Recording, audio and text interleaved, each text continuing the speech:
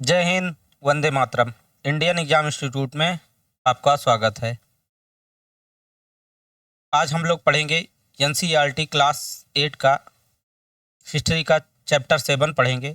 इससे पहले की सारी वीडियो चैनल पर अपलोड हो चुकी हैं। और एक सूचना और देनी है, बीपीएससी टीआरई 3.0 का की डेट एक्सटेंड हो चुकी है। अब बिना लेट पेमेंट के 27 तारीख हो चुकी है, 27 फरवरी तक। और जनपदवार वैकेंसी का भी ऑफिशियल नोटिस ऑफिशियल वेबसाइट पर, बीपीएससी की ऑफिशियल वेबसाइट पर जारी कर दी गई है। जो लोग अभी तक फार्म ना भरे हों, फार्म भर सकते हैं 27 तारीख तक। और ऑफिशियल नोटिस के जरिए वेबसाइट से जा कर के कितनी पद किस कैटेगरी में है, किस क्लास से किस क्लास तक, ये भी ऑफिशियल वेबसाइट से जा कर के देख सकते हैं। अभी इस क्लास के बाद में अगला चैप्टर राष्ट्रीय आंदोलन का है। राष्ट्रीय आंदोलन में बहुत इम्पोर्टेंट अगला चैप्टर है, उसको भी पढ़ेंगे हम लोग। इसके बाद हो सका तो हम लोग ये अभी तक तो हम लोग फुल रीडिंग कर रहे हैं, लेकिन अब बीपीएससी टीआरई 3.0 आ गया है, समय भी कम है, तो हो सकता है हम लोग शॉर्ट में भी इम्पोर्टेंट टॉपिक जो होते हैं, हाईलाइटेड पॉइंट, उसकी भी वीडियो हम हिस्ट्री और ज्योग्राफी की दे देंगे। बाकी सारी मैथ, साइंस और जीएस की आपको दूसरे चैनल से या अन्य स्रोत से पढ़ना पड़ेगा। इसके साथ बीपीएससी टीआरई 3.0 के लिए प्रैक्टिस सेट भी करना पड़ेगा। तो हम लोग शुरू करते हैं एनसीईआरटी क्लास 7 का, महिलाएं, जाति एवं सुधार। इसमें शुरुआत में तो कहानी दिया गया है, कहानी को हम लोग सरसरी नज़र से पढ़ेंगे। इसके बाद मेन टॉपिक जो होगा, हाईलाइटेड पॉइंट, उसको हम लोग कवर करेंगे विस्तार से। लेकिन जो कहानी दिया गया है, हम लोग इसको सरसरी नज़र से ही पढ़ लेंगे। शुरू करते हैं, महिलाएं, जाति एवं सुधार। 200 साल पहले बच्चों की ज़िंदगी कैसी रही होगी। आजकल मध्य वर्गीय परिवारों की ज़्यादातर लड़कियां स्कूल जाती हैं और उनमें से बहुत सारे लड़कों के साथ पढ़ती हैं आजकल, जबकि प्राचीन समय में ऐसा नहीं था। बड़ी होने पर भी उनमें से बहुत सारी लड़कियां कॉलेजों, विश्वविद्यालयों में जाती हैं और विभिन्न प्रकार की नौकरियां करती हैं। कानूनन शादी के लिए उनका बालिग होना जरूरी है और कानून के अनुसार वे किसी भी जाति व समुदाय के व्यक्ति से शादी कर सकती हैं। आज कानून पारित हो गया है कि जिससे अगर लड़कियां बालिग हैं तो किसी भी जात में, किसी भी समुदाय में वो स्वेच्छा से विवाह कर सकती हैं। सामाजिक तौर से भले ही गलत हो, लेकिन कानूनी तौर से गलत नहीं माना गया है इसको। यहाँ तक कि विधवाएं भी दोबारा शादी कर सकती हैं। अब कानूनी हिसाब से पुरुषों की तरह सभी महिलाएं वोट डाल सकती हैं और चुनाव लड़ सकती हैं। बेशक सभी महिलाएं इन अधिकारों का उपभोग नहीं कर पाती। गरीबों को शिक्षा के मौके मुश्किल से मिलते हैं, कम मिलते हैं या मिल ही नहीं पाते हैं।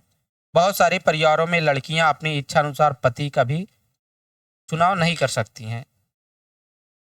200 साल पहले हालात बहुत भिन्न थे। ज़्यादातर बच्चों की शादी बहुत कम उम्र में ही कर दी जाती थी, इसे बाल विवाह कहा जाता था।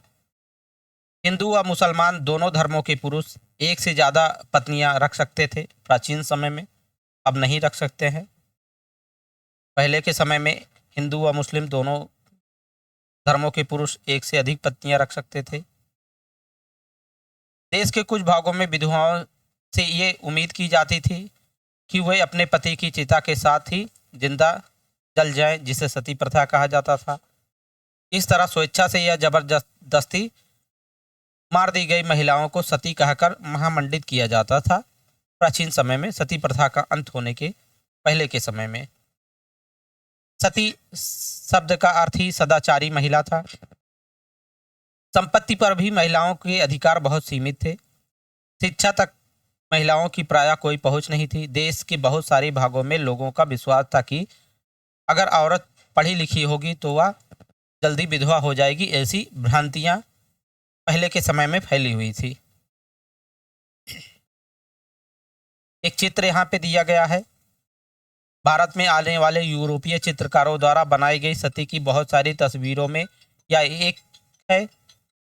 सती प्रथा को पूर्वी समाजों की बर्बरता के सबूत के तौर पर देखा जाता था। पूर्वी समाज यानी कि भारत को कह रहे हैं। यूरोप के पूर्व में पड़ता है अपना भारत उपमहाद्वीप, इसलिए इसमें यूरोपीय लोगों द्वारा चित्र बनाया गया है, तो इसे पूर्वी समाजों की बर्बरता के सबूत के तौर पर देखा जाता था।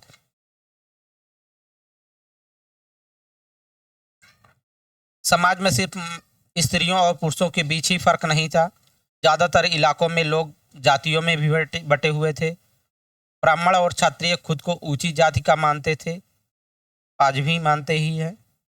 इसके बाद परिवार और महाजनी आज से जुड़ी जातियां, जिन्हें प्रायः वैश्य कहा जाता था, का स्थान आता था। फिर काश्तकार, बुनकर व कुम्हार जैसे दस्तकार आते थे, जिन्हें शूद्र कहा जाता था। यानी कि ऊंची जातियों में ब्राह्मण और क्षत्रिय के लोग आते थे। फिर उसके बाद वैश्य समुदाय में आते थे,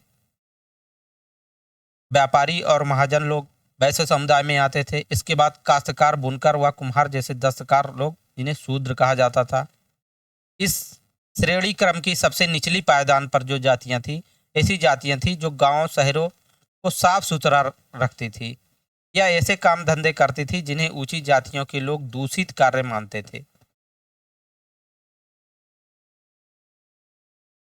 यानी ऐसे काम जिनकी वजह से उनकी जाति भ्रष्ट हो जाती थी। ऊंची जातियां निचले पायदान पर खड़ी इन जातियों के लोगों को अछूत मानती थी। ऊंची जातियां ऐसे लोगों को अछूत मानती थी जो जिन्हें वो लोग अछूत काम कहते थे, यानी कि जिनसे उनको ऐसा लगता था कि उनकी जाति भ्रष्ट हो जाएगी, दूषित हो जाएगी। ऐसे कार्य, दूषित कार्य जो करने वाले थे, इन लोगों को, ऐसे काम करने वाले लोगों को ऊंची जाति के लोग अछूत मानते थे। इन लोगों को, अछूत लोगों को मंदिरों में प्रवेश करने, सवर्ण जातियों के इस्तेमाल वाले कुओं से पानी निकालने या ऊंची जातियों के आधिपत्य वाले घाट तालाबों पर नहाने की छूट नहीं थी। अछूत लोगों को, जहाँ पे ऊंची जाति के लोग, ब्राह्मण और क्षत्रिय या सवर्ण लोग, जहाँ पे जिस कुएं से पानी का इस्तेमाल करते थे या जिस तालाब के घाट पर नहाते थे, जिस तालाब के घाट का पानी इस्तेमाल करते थे, वहाँ पे अछूत जाति के लोगों को उनका प्रयोग करने की अनुमति नहीं थी। उन्हें निम्न दर्जे का मनुष्य माना जाता था। अछूत जातियों को निम्न दर्जे का मनुष्य माना जाता था। 19वीं और 20वीं सदी के दौरान इनमें से बहुत सारे कायदे, कानून और नज़रिए धीरे धीरे बदलते गए। आइए हम लोग आगे देखते हैं कि ऐसा कैसे हुआ। 19वीं सदी और 20वीं सदी के दौरान में बहुत सारे कायदे, कानून और इनको देखने के नज़रिए धीरे धीरे बदलते रहे और आज भी बदल ही रहा है। परिवर्तन बहुत धीरे धीरे होता है, ये जनाई नहीं देता है। लेकिन जब हम लोग 50 साल और 100 साल के बदलाव के नज़रिए से देखें, तब हम लोगों को समझ में आता कि क्या बदलाव हुआ है। परिवर्तन की दिशा में उठते कदम। 19वीं सदी की शुरुआत से ही हमें सामाजिक रीति रिवाजों और मूल्य मान्यताओं से संबंधित बहुत बहस, मुबाहिसें और चर्चाओं का स्वरूप बदलता दिखाई देता है। 19वीं सदी से शुरुआत से ही हमें सामाजिक रीति रिवाज, मान्यताओं में और चर्चाओं के स्वरूप में बदलाव दिखाई देने लगा था। इसकी एक अहम वजह यह थी कि संचार के नए तरीके विकसित हो रहे थे। संचार के जब नए तरीके विकसित होने लगी और पहली बार किताबें, अखबार, पत्र, पत्रिकाएं, पर्चे व पुस्तिकाएं छप रही थी, तो ये चीज़ें न केवल पुराने साधनों के मुकाबले सस्ती थी, बल्कि उन पांडुलिपियों के मुकाबले, जो पांडुलिपियां हाथ से लिखी जाती थी, ताम्रपत्रों पर आदि पर लिखी जाती थी, उनसे ये सारी चीज़ें बहुत ही सस्ती थी और आम लोगों की पहुंच में भी थी। ज़्यादा से ज़्यादा आम लोगों के पास पहुंच जाया करती थी। उनके मुकाबले ज़्यादा लोगों की पहुंच में थी, जिनके बारे में हम लोग कक्षा 7 में पढ़ चुके हैं। लिहाजा आम लोग भी उन चीज़ों को पढ़ सकते थे। उनमें से बहुत सारे अपनी भाषाओं में लिख सकते थे और अपने विचार व्यक्त कर सकते थे। जब लोग अपने अपने विचार व्यक्त करने लगे, धीरे धीरे लोगों की सोच में, मान्यताओं में और समाज में धीरे धीरे परिवर्तन नजर आने लगे। नए शहरों में तमाम तरह के सामाजिक, राजनैतिक, आर्थिक और धार्मिक मुद्दों पर पुरुषों और कभी-कभी महिलाओं के बीच चर्चा होती रहती थी। ये चर्चाएं आम जनता तक पहुंच सकती थी, जिन्हें आज भी हम लोग देखते हैं। घर बैठे ही सारी चर्चाएं, सारे समाचार हम लोगों को आज घर बैठे ही मिल जाया करते हैं। चाहे जहां रहें, हम लोग मोबाइल खोलते हैं और सारे समाचार हम लोगों को, जो भी घटनाएं घटी रहती हैं, बहुत ही आसानी से जन जन तक पहुंच जाती हैं और सामाजिक परिवर्तन के आंदोलनों से जुड़ी होती थी। इस तरह की बहसें अक्सर भारतीय सुधारकों और सुधार संगठनों की तरफ से शुरू होती थी। राजा राम मोहन राय, जिन्हें हम जानते ही हैं, सती प्रथा का अंत करने में बहुत बड़ा योगदान रहा है इनका। राजा राम मोहन राय, इनकी बात करें तो 1772 से लेकर 1833 ईस्वी तक ये रहे। 1772 से 1833 तक। 1772 में ही हमारा रेगुलेटिंग एक्ट भी पास हुआ था।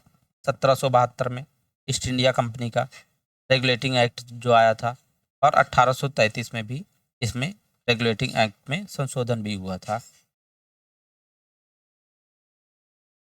राजा राम मोहन राय 1772 से 1833 ईस्वी तक, ये बहुत इम्पोर्टेंट है, इनका समय काल रहा है।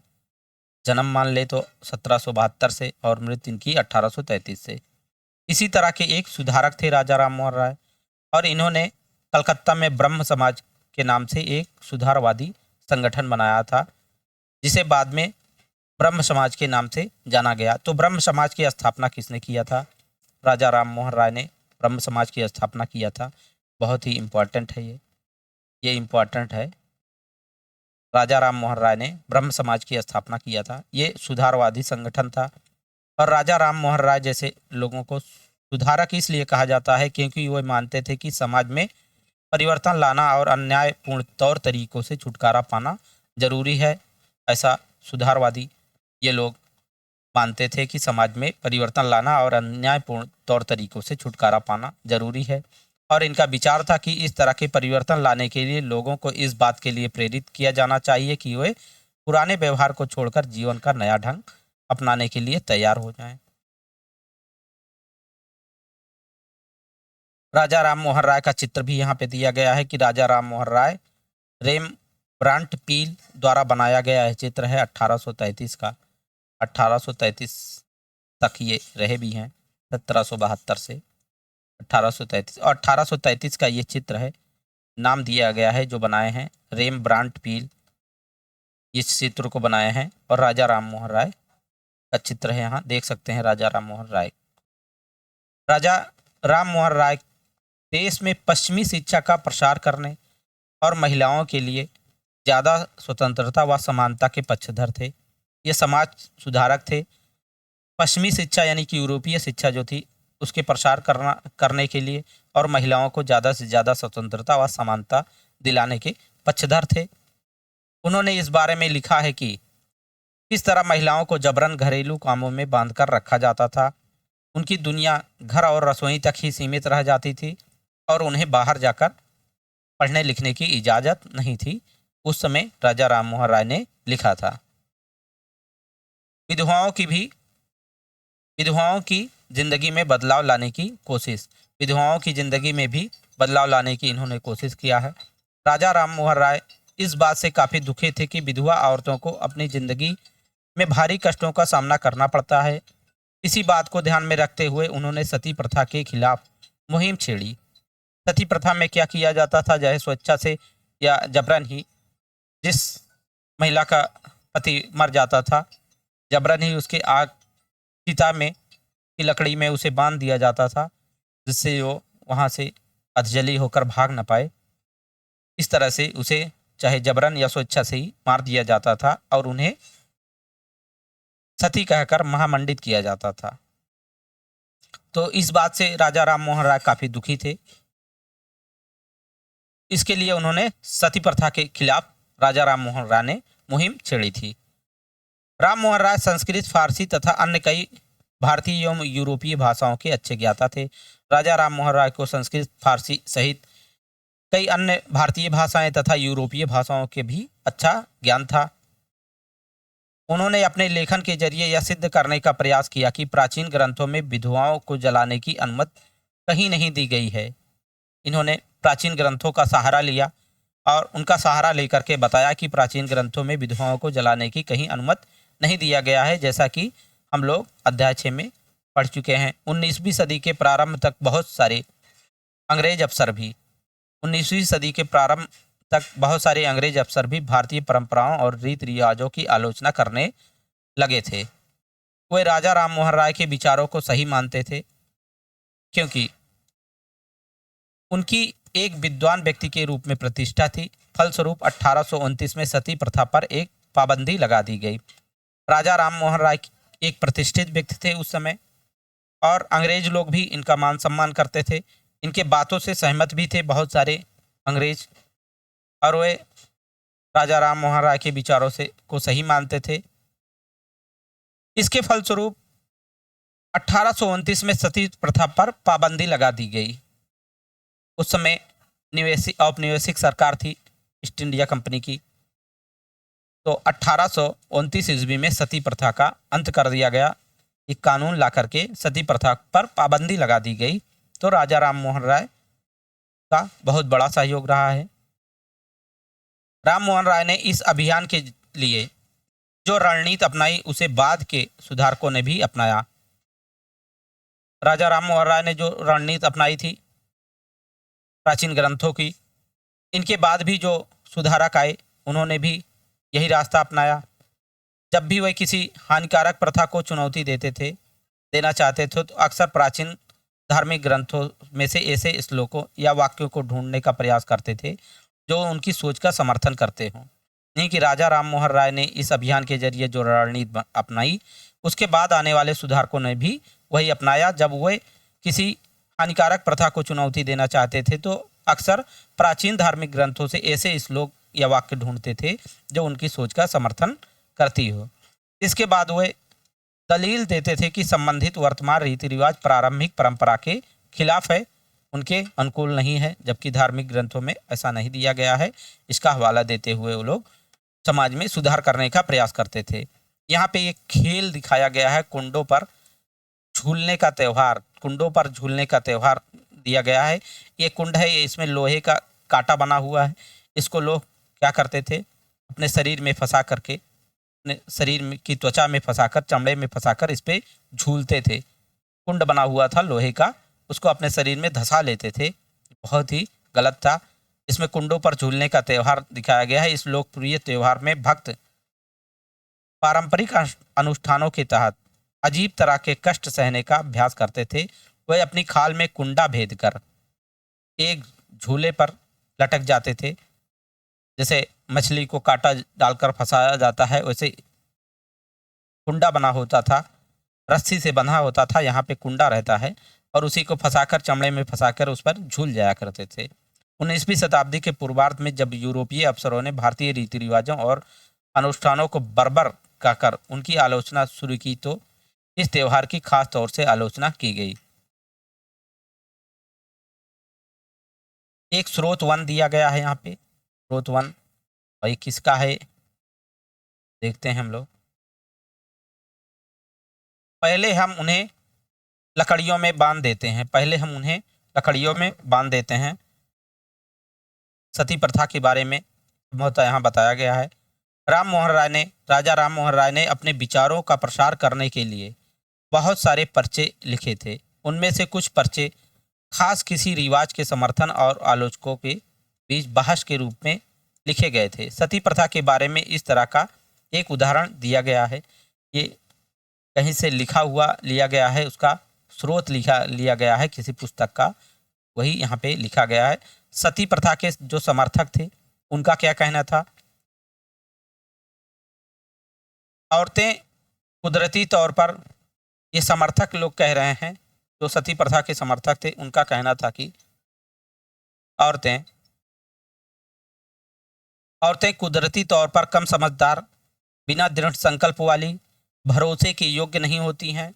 उनमें से बहुत सारी खुद ही अपने पति की मृत्यु के बाद उनके साथ जाने की कामना करने लगती हैं, परंतु वे कहीं धधकती आग से भाग न निकलें, इसलिए पहले हम उन्हें चिता की लकड़ियों में कसकर बांध देते हैं। ऐसा समर्थक लोगों का कहना था। जो सती के विरोधी थे, सती प्रथा के विरोधी थे, उनका क्या कहना था हम लोग देखते हैं। आप लोगों ने महिलाओं को अपनी स्वाभाविक क्षमता का प्रदर्शन करने का सही मौका कब दिया? फिर भला तुम ये कैसे कह सकते हो कि उनमें समझ नहीं होती? अगर ज्ञान और शिक्षा के बाद भी कोई व्यक्ति न समझ सकता हो या पढ़ाई गई चीज़ों को ग्रहण न कर पाए तो हम उसे अक्षम मान सकते हैं, परंतु अगर तुम औरतों को पढ़ने का मौका ही नहीं दोगे तो तुम उन्हें कमतर कैसे कह सकते हो? ऐसा सती प्रथा के जो विरोधी थे, सती प्रथा को जो समाप्त करना चाहते थे, ये उनका पक्ष था और सती प्रथा के समर्थकों का ये अपना पक्ष था। आगे देखते हैं हम लोग। उदाहरण के लिए प्रसिद्ध सुधारक ईश्वर चंद्र विद्यासागर ने भी विधवा विवाह के पक्ष में प्राचीन ग्रंथों का ही हवाला दिया। ईश्वर चंद्र विद्यासागर भी एक सुधारक थे। इन्होंने भी विधवा विवाह के पक्ष में प्राचीन ग्रंथों का ही हवाला दिया। अंग्रेज सरकार ने उन्हें यह सुझाव मान लिया और 1856 में विधवा विवाह के पक्ष में एक कानून पारित कर दिया। विधवा विवाह के लिए इन्होंने प्राचीन ग्रंथों का सहारा लिया। ईश्वरचंद विद्यासागर ने। राजा राममोहन राय ने क्या किया था? सती प्रथा का अंत करवाने में सहयोग किया था। परंतु ईश्वरचंद विद्यासागर ने क्या किया कि विधवा विवाह की अब विधवाएं भी विवाह कर सकती हैं, ऐसा प्राचीन ग्रंथों का सहारा लेकर के इन्होंने अपनी आवाज़ को उठाया और अंग्रेज सरकार ने उनका यह सुझाव भी मान लिया और 1856 में विधवा विवाह के पक्ष में एक कानून पारित कर दिया गया। 1856 ईस्वी में पहली बार विधवा विवाह अधिनियम पारित किया गया। ये भी इम्पॉर्टेंट है। और किसके सहयोग से? तो ईश्वरचंद विद्यासागर के सहयोग से। जो विधवाओं के विवाह का विरोध करते थे उन्हें विद्यासागर का भी विरोध किया। जो विधवा विवाह का विरोध करते थे उन्होंने ईश्वरचंद विद्यासागर का भी विरोध किया और यहाँ तक कि उनका बहिष्कार भी कर दिया। जो विधवा विवाह के विरुद्ध थे उन्होंने ईश्वरचंद विद्यासागर का बहिष्कार भी कर दिया, उनका विरोध भी किया और 19वीं सदी के उत्तरार्ध तक विधवा विवाह के पक्ष में चलाया जा रहा आंदोलन देश के अन्य भागों में भी फैल गया। मद्रास प्रेसिडेंसी के तेलुगु भाषी इलाकों में वीरे सलिंगम पंतुली ने भी विधवा विवाह के समर्थन में एक संगठन बनाया। लगभग उसी समय बंबई में युवा बुद्धिजीवियों और सुधारकों ने भी विधवा विवाह के प्रचार प्रसार का संकल्प लिया। उत्तर में आर्य समाज की स्थापना करने वाले स्वामी दयानंद सरस्वती ने भी विधवा विवाह का समर्थन किया। ये भी इम्पोर्टेंट है। आर्य समाज की स्थापना किसने किया था? आर्य समाज की स्थापना स्वामी दयानंद सरस्वती ने किया था और स्वामी दयानंद सरस्वती ने भी विधवा विवाह का समर्थन किया था। ब्रह्म समाज की स्थापना राजा राममोहन राय ने किया, ये भी इम्पोर्टेंट है। और आर्य समाज की स्थापना स्वामी दयानंद सरस्वती ने किया। स्वामी दयानंद सरस्वती का ये दाहिने तरफ चित्र भी दिया गया है। स्वामी दयानंद सरस्वती यहाँ बैठे हुए हैं। दयानंद ने 1875 में आर्य समाज की स्थापना की। ये भी दिया गया है कि आर्य समाज की स्थापना कब किया स्वामी दयानंद सरस्वती ने। तो 1875 ईस्वी में आर्य समाज की स्थापना स्वामी दयानंद सरस्वती ने किया था। आर्य समाज ने हिंदू धर्म को सुधारने का प्रयास किया। आर्य समाज ने हिंदू धर्म को सुधारने का प्रयास किया। इसके बावजूद विवाह करने वाली विधवा महिलाओं की संख्या काफ़ी कम थी। विवाह करने वाली विधवाओं को समाज में आसानी से स्वीकार नहीं किया जाता था। इस तरह रूढ़वादी तबके से इस नए कानून का विरोध करते रहे। इस तरह रूढ़वादी तबके इस कानून का, विधवा विवाह के कानून का विरोध करते रहे जो 1856 ईस्वी में विधवा विवाह कानून पारित किया गया था। लड़कियां भी स्कूल जाने लगी। बहुत सारे सुधारकों को लगता था कि महिलाओं की दशा सुधारने के लिए लड़कियों को शिक्षित करना जरूरी है। कलकत्ता में विद्यासागर, ईश्वरचंद विद्यासागर और बम्बई में बहुत सारे अन्य सुधारकों ने लड़कियों के लिए स्कूल खोले। 19वीं सदी के मध्य में जब इस तरह के प्रारंभिक स्कूल खुले तो बहुत सारे लोग उनसे डरते थे। लोगों को भय था कि स्कूल जाने स्कूल वाले लड़कियों को घर से निकाल ले जाएंगे और उन्हें घरेलू कामकाज नहीं करने देंगे। ऐसा उस समय समाज में भ्रांतियाँ फैली हुई थी, जिसका समाज में लोगों को डर था। स्कूल जाने के लिए लड़कियों को सार्वजनिक स्थानों से होकर जाना पड़ता था। बहुत सारे लोगों को लगता था कि इससे लड़कियां बिगड़ जाएंगी। उनकी मान्यता थी कि लड़कियों को सार्वजनिक स्थानों से दूर रखना चाहिए। फलस्वरूप 19वीं सदी में पढ़ने लिखने वाली ज़्यादातर महिलाओं को उनके उदार विचारों वाले पिता या पति की देखरेख में घर पर ही पढ़ाया जाता रहा। कई महिलाओं ने बिना किसी की मदद लिए खुद ही पढ़ना लिखना सीख लिया। पिछले साल की क्या आपको याद है कि पिछले साल की सामाजिक एवं राजनीतिक पुस्तक में हम लोगों ने पढ़ा था, राज सुंदरी देवी के बारे में पढ़ा था। वो राज सुंदरी देवी एक ऐसी महिला थी जिन्होंने रात में दिए की टिमटिमाती लौ में चोरी छिपे ही पढ़ना लिखना सीखा था। 19वीं सदी के आखिरी हिस्से में आर्य समाज की स्थापना हम लोग देखे थे, अभी स्वामी दयानंद सरस्वती ने किया है। 19वीं सदी के आखिरी हिस्से में आर्य समाज द्वारा पंजाब में और ज्योतिराव फुले द्वारा महाराष्ट्र में लड़कियों के लिए स्कूल खोले गए। उत्तर भारत के कुलीन मुस्लिम परिवारों की महिलाएं अरबी में कुरान शरीफ पढ़ना सीखने लगी। उन्हें घर पर ही पढ़ाने के लिए शिक्षिकाएं रखी जाती थी। इस स्थिति को देखते हुए मुमताज अली जैसे कुछ सुधारकों ने कुरान शरीफ की आयतों का हवाला देकर कहा कि महिलाओं को भी शिक्षा का अधिकार मिलना चाहिए। 19वीं सदी के आखिर से ही उर्दू में उपन्यासों का सिलसिला शुरू हुआ।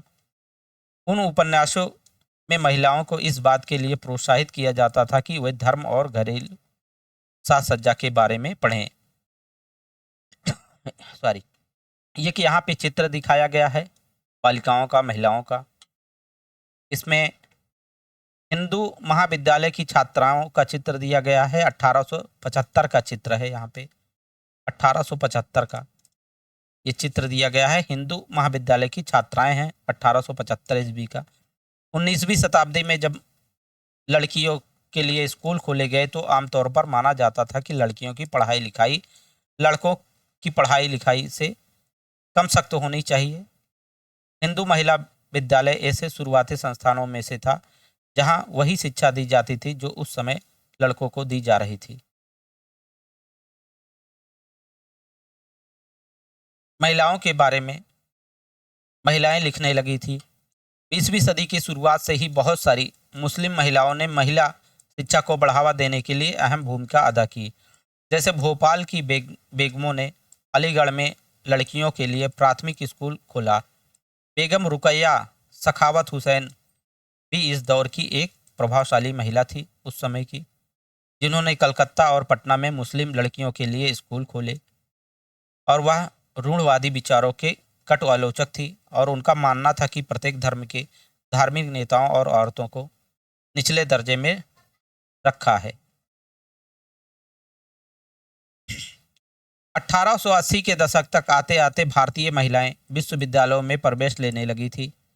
1880 ईस्वी के दशक तक आते आते भारतीय महिलाएं भी विश्वविद्यालयों में प्रवेश लेने लगी थी। उनमें से कुछ चिकित्सक और कुछ शिक्षिका बन गई थी।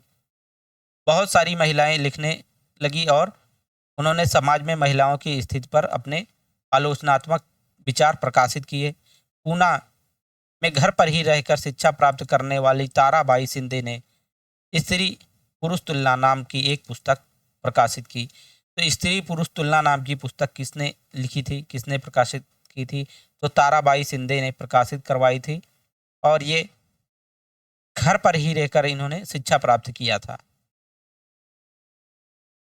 जिसमें पुरुषों और महिलाओं के बीच मौजूद सामाजिक फर्कों की आलोचना की गई थी स्त्री पुरुष तुलना में। यहाँ पे पंडित रमाबाई का एक चित्र भी दिया गया है उस समय का।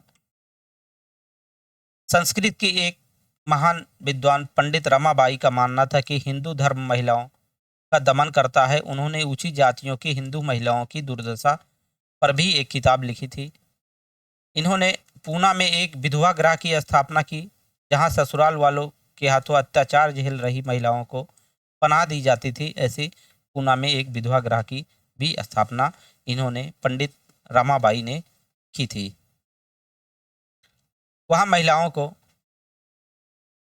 ऐसी चीज़ें सिखाई जाती थी जिनके सहारे वे अपनी रोजी रोटी चला सकें। जाहिर है कि इन सब बातों से रूढ़वादी खेमे के लोग बहुत काफ़ी आग बबूला हुए। उदाहरण के लिए बहुत सारे हिंदू राष्ट्रवादियों को लगने लगा था कि हिंदू महिलाएं पश्चिमी तौर तरीके अपना रही हैं, जिससे हिंदू संस्कृति भ्रष्ट होगी और पारिवारिक संस्कार नष्ट हो जाएंगे। रूढ़वादी मुसलमान भी इन बदलावों के नतीजों को लेकर चिंतित थे। देखिए, दो तरीके का समाज होता है जब कोई परिवर्तन कुछ लोग लाना चाहते हैं, कुछ लोग नहीं लाना चाहते हैं। कुछ लोग जो रूढ़वादी थे, जो परिवर्तन नहीं चाहते थे, वे लोग इनका विरोध करते रहे और धीरे धीरे फलस्वरूप टकराव की स्थिति में धीरे धीरे परिवर्तन होते रहे और आज भी समाज में परिवर्तन हो रहे हैं। परिवर्तन संसार का नियम है, हमेशा चलता रहा है और चलता रहेगा। जैसा कि हम लोग देख सकते हैं कि 19वीं सदी के आखिर तक खुद महिलाएं भी सुधारों के लिए बढ़ चढ़कर प्रयास करने लगी थी।